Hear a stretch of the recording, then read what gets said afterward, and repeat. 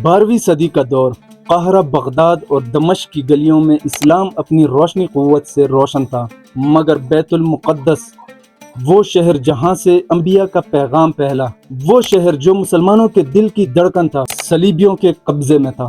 اور اس ظلم کے اندھیروں میں ایک روشنی چمکی، ایک ایسا فوجدار جو صرف مسلمانوں کا نہیں بلکہ انسانیت کا بھی ہیرو بنا۔ اس کا نام تھا سلطان صلاح الدین ایوبی۔ صلاح الدین کا اصل نام یوسف ابن ایوب تھا۔ 1137 ترکت عراق میں پیدا ہوئے۔ اس رات ان کے والد نے کہا، یہ جگہ ہمارے لیے برکت لائی ہے۔ بچپن سے ہی صلاح الدین نے قرآن اور حدیث کا علم سیکھا۔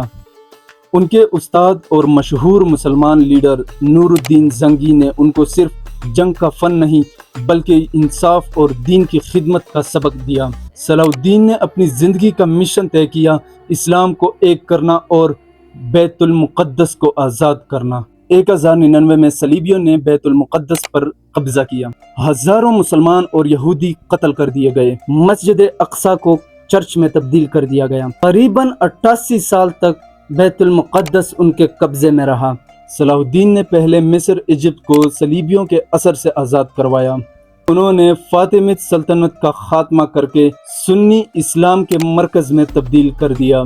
جب فوجی تیار ہوئے، صلاح الدین نے اپنا سب سے بڑا مشن شروع کیا، بیت المقدس کی آزادی۔ 1187 میں حطن کے میدان میں صلیبی اور مسلمان فوج آمنے سامنے ہوئی۔ صلاح الدین کی فوج صرف تلوار سے نہیں بلکہ ایمان اور جذبے سے لڑی۔ یہ جنگ صلیبیوں کی سب سے بڑی شکست بنی۔ صلیبیوں کے سب سے مشہور لیڈر کنگ آف لوسگنن کو بھی قید کر لیا گیا۔ یہ جنگ صلاح الدین کی فتح کا دروازہ ثابت ہوا۔ 2 اکتوبر 1187 کو صلاح الدین ایوبی نے بیت المقدس کو فتح کیا، مگر سب سے حیرت انگیز بات، کوئی قتل عام نہیں ہوا۔ انہوں نے کرسچن عورتوں اور بچوں کو امن دیا۔ انہوں نے چرچز کو توڑنے کے بجائے ان کی حفاظت کی۔ یہی وجہ تھی کہ ان کے دشمن بھی ان کے شفقت اور انصاف کی مثال دیتے رہے۔ یورپ کے تاریخ لکھنے والے نے بھی کہا، صلاح الدین ایک ایسا مسلم تھا جس سے ہم اپنا بھی ہیرو کہہ سکتے ہیں۔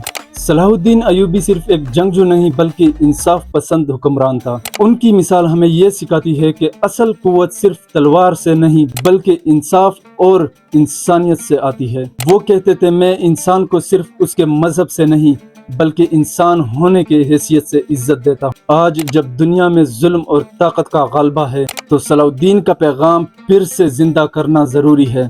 یہی تھا وہ انسان جو تاریخ میں سلطان المجاہدین کہلایا گیا، ایک ایسا نام جو انصاف اور امن کی مثال بن گیا۔ آپ کیا سمجھتے ہیں، آج کی دنیا کو صلاح الدین ایوبی جیسے لیڈر کی کتنی ضرورت ہے؟ کمنٹ میں اپنا جواب ضرور لکھیں اور اسلامی ہسٹری کی مزید کہانیاں سننے کے لیے چینل کو سبسکرائب کریں۔ Thank you so much.